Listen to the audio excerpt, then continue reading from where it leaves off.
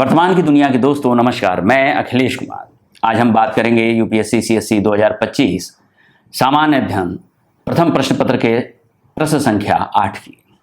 यह प्रश्न smart city mission से संबंधित है। 2015 में यह योजना भारत सरकार ने शुरू की थी। प्रश्न है, भारत में स्मार्ट शहर शहरी गरीबी और वितरणात्मक न्याय के मुद्दों को कैसे संबोधित करता है। अर्थात इस प्रश्न के अंतर्गत आपको शहरी गरीबी के उन्मूलन और उन शहरी गरीबों को जो समान अवसर मिलने चाहिए शहर में रहते हुए अपने विकास के, उसके लिए जो वितरणात्मक न्याय यानी सुविधाओं का समान वितरण सुनिश्चित करने के लिए इस योजना के अंतर्गत क्या प्रावधान किए गए हैं, उन प्रावधानों की चर्चा ही आपको इस प्रश्न में करनी है। आपको यह स्पष्ट है कि 2015 में भारत सरकार ने स्मार्ट सिटी मिशन शुरू किया था। 100 शहरों को स्मार्ट सिटी में बदलने का यह मिशन शुरू किया गया था और इस मिशन पर 1.64 लाख करोड़ के बजट का प्रावधान किया गया था। भारत सरकार का कहना है इस मिशन ने अभी जल्द ही जून के महीने में अपने 10 साल पूरे किए हैं और इस उपलक्ष्य में भारत सरकार का यह कहना है कि इस मिशन ने अपने लक्ष्य का 95% से ज़्यादा हिस्सा हासिल कर लिया है।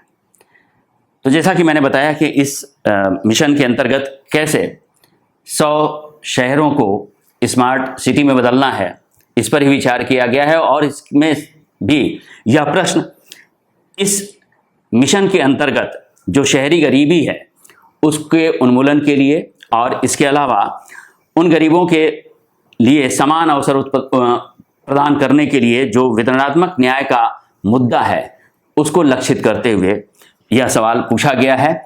और इस सवाल को लिखने का जो तरीका होगा वो मेरे अनुसार आप इस तरह से लिख सकते हैं। 2015 में शुरू भारत सरकार की स्मार्ट शहर योजना का उद्देश्य समावेशी तकनीक संचालित विकास के माध्यम से गरीबी उन्मूलन और वितरणात्मक न्याय के लक्ष्य को प्राप्त करना है।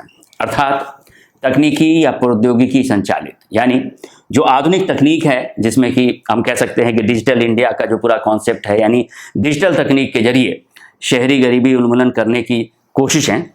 इसके 2 पक्ष हैं। इनके कुल महत्वपूर्ण पक्ष निम्नलिखित हैं। गरीबी उन्मूलन, इसके अंतर्गत हमें कुछ पॉइंट देने होंगे। चूंकि 150 शब्द में इस प्रश्न का उत्तर लिखना है, इसलिए आपके पास बहुत ज़्यादा गुंजाइश नहीं बनती है तर्कों की। फिर भी गरीबी उन्मूलन के अंतर्गत आप लिखेंगे कि प्रधानमंत्री शहरी आवास योजना के अंतर्गत झुग्गी झोपड़ियों में रहने वाले लोगों के लिए किफ़ायती आवास की व्यवस्था। किस योजना के अंतर्गत? प्रधानमंत्री शहरी आवास योजना के अंतर्गत। दूसरा है राष्ट्रीय शहरी आजीविका मिशन के माध्यम से गरीबों को आर्थिक समावेशन के लिए कौशल विकास केंद्रों की स्थापना। तीसरा है प्रधानमंत्री स्वनिधि योजना के अंतर्गत रेहड़ी पटरी विक्रेताओं को क्षेत्रों और डिजिटल बाजारों के माध्यम से आजीविका के अवसरों को बढ़ावा देना।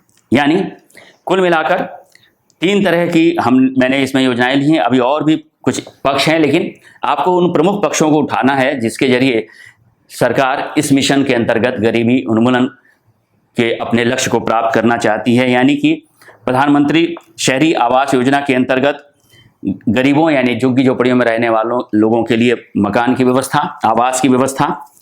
राष्ट्रीय शहरी आजीविका मिशन के अंतर्गत उनके अंदर कौशल का विकास करने के लिए कौशल विकास केंद्रों की स्थापना। और प्रधानमंत्री स्वनिधि योजना के अंतर्गत रेहड़ी पटरी विक्रेताओं को डिजिटल बाजारों के माध्यम से या विभिन्न क्षेत्रों में, शहरी क्षेत्रों में बाजार लगाने की सुविधा प्रदान करना, जिससे कि उनके आजीविका के अवसर बढ़ सके। यह गरीबी उन्मूलन के अंतर्गत आप इसे लिख सकते हैं। अब वितरणात्मक न्याय के संदर्भ में, जिसमें कि शिक्षा, स्वास्थ्य, परिवहन जैसी व्यवस्थाएं आती हैं, उसके संदर्भ में यह मिशन क्या कहता है, हम इसे समझने की कोशिश करते हैं। बुनियादी ढांचे के विकास के अंतर्गत जलापूर्ति, स्वच्छता, बिजली और सार्वजनिक परिवहन व्यवस्था तक सार्वभौमिक पहुंच सुनिश्चित करना, यानी सभी की पहुंच में यह समस्त व्यवस्थाएं आ जाएं, ये सभी पक्ष जो हैं वह आ जाएं, यानी कि जलापूर्ति, स्वच्छता, बिजली, सार्वजनिक परिवहन व्यवस्था, आप इसमें स्वास्थ्य को भी जोड़ सकते हैं। सहभागी शासन तंत्र के अंतर्गत डिजिटल समावेशन कार्यक्रम तकनीक द्वारा समान सेवा तंत्र विकसित करना, अर्थात एक ऐसा तंत्र विकसित करना जो डिजिटल हो, यानी जिसे आधुनिक जो संचार की गतिविधियां हैं, आधुनिक जो संचार की प्रणालियां हैं उनसे युक्त हो और उन्हें एक ही जगह पर विभिन्न तरह की उनसे संबंधित योजनाओं के बारे में, कार्यक्रमों के बारे में और उनके कार्यों के बारे में जानकारी उपलब्ध हो सके। यह आपको दो पक्ष उनके वितरणात्मक न्याय को सुनिश्चित करने के संदर्भ में लिखने चाहिए। इस तरह से आप इसका निष्कर्ष जब लिखेंगे तो इस निष्कर्ष में लिख सकते हैं कि वास्तव में इस मिशन की सफलता हाशिए पर पड़े लोगों की सामुदायिक भागीदारी को बढ़ाने और मूलभूत सामाजिक बुनियादी ढांचे के विकास के साथ उनके संतुलन पर निर्भर करती है, अर्थात यह मिशन अभी भी जारी है और यह इस प्रश्न का 150 शब्दों में उत्तर संभव हो सकता है। यानी यह बात आपको ध्यान रखनी है कि हमेशा यूपीएससी में इस तरह का एक प्रश्न आता ही है, चाहे वह प्रश्न सोसाइटी के प्रश्न के रूप में आए या फिर एथिक्स के प्रश्न के रूप में आए। सरकार की जो योजनाएं हैं, जो कार्यक्रम हैं, उन योजनाओं कार्यक्रम का से संबंधित सवाल संभव है कि वह योजना या कार्यक्रम एक निश्चित अवधि पूरा कर रहा हो, जैसे इस योजना ने 10 साल पूरे किए, यह 5 साल, 15 साल, 20 साल के संदर्भ में भी क्वेश्चन आ सकता था, या इसमें कोई ऐसी महत्वपूर्ण उपलब्धि हो जिसके कारण यह योजना या कार्यक्रम प्रासंगिक हो चुका हो, तो भी इस पर प्रश्न आ सकते हैं। जैसे कि एथिक्स पिछले सालों में एथिक्स पर स्वच्छता अभियान के संदर्भ में, स्वच्छ भारत अभियान के संदर्भ में प्रश्न आया था। तो हमेशा इस बात का ध्यान रखिए कि सरकार अगर कोई नई योजना चालू कर रही है या शुरू कर रही है, नया कार्यक्रम कोई शुरू कर रही है, या फिर पुराने ही जो कार्यक्रम है उनमें से कोई कार्यक्रम एक ऐसी स्थिति में पहुंच रहा है, एक ऐसी स्थिति में पहुंच रहा है जहां पे उसकी चर्चा हो सकती है, इस संदर्भ में इसको तैयार करने की कोशिश कीजिए। उसे हमेशा 250 से 300 शब्दों के बीच में तैयार करिए।